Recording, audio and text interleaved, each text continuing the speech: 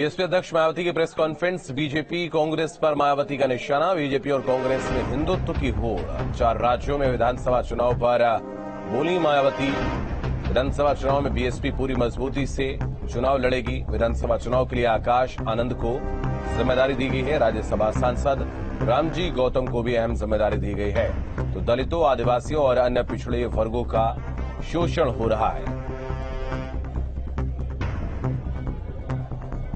तो बीएसपी अध्यक्ष मायावती ने बीजेपी और कांग्रेस पर तीखा हमला किया है। मायावती ने बीजेपी और कांग्रेस पर हिंदुत्व की होड़ में लगने का आरोप लगाया और साथ ही मायावती ने इस साल होने वाले 4 राज्यों में विधानसभा चुनाव पर प्रतिक्रिया देते हुए कहा कि आगामी विधानसभा चुनाव के लिए बीएसपी के नेशनल कोऑर्डिनेटर आकाश आनंद को विधानसभा चुनाव के लिए कोऑर्डिनेटर बनाया गया है।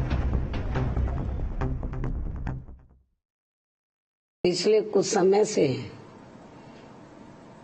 बीजेपी व कांग्रेस में, खासकर बीजेपी व कांग्रेस में अब इस मुद्दे पर काफी प्रमुखता से लड़ाई चल रही है कि इन दोनों में से कौन बड़ा हिंदुत्ववादी है। वह हिंदू भक्त हैं तथा पूजा पाठ करने में भी माहिर हैं। लेकिन इससे ये जरूर स्पष्ट होता है कि हिंदू धर्म को छोड़कर बाकी सभी धर्मों की ये दोनों पार्टियां उपेक्षा कर रही हैं।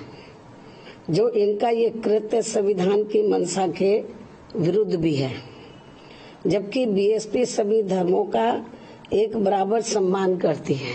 इन चारों राज्यों में इस वर्ष हो रहे विधानसभा आम चुनाव में इन जरूरी मुद्दों को लेकर हमारी पार्टी पूरी तैयारी के साथ यहाँ चुनाव में उतर रही है। इतना ही नहीं बल्कि इन सभी मामलों में यहाँ की जनता को जागरूक बनाने एवं चुनावी तैयारी के लिए भी बीएसपी केंद्रीय यूनिट ने पार्टी के नेशनल कोऑर्डिनेटर श्री आकाश आनंद को तथा इन चारों राज्यों के केंद्रीय कोऑर्डिनेटर व राज्यसभा सांसद श्री रामजी गौतम को भी मुख्य तौर पर लगाया हुआ है।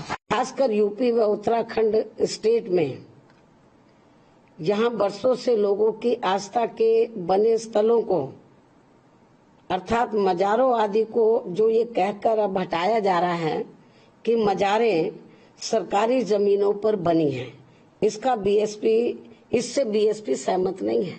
और इसका बीएसपी इसलिए विरोध करती है क्योंकि जब यहाँ मजारें सरकारी जमीनों पर बन रही थी तो तब उस समय यहाँ की सरकारों ने इनको बनने से क्यों नहीं रोका था। बरसों से मजारें बनी हुई और अब यकायक उनको तोड़ने का प्लान बना दिया गया, तो ये तो ठीक नहीं है। तो इसमें हमें राजनीति ज्यादा नजर आती है और अपने राजनीतिक स्वार्थ में किसी की धार्मिक भावनाओं को या और उनकी आस्था को ठेस पहुंचाया जाए तो मेरे ख्याल ये उचित नहीं है।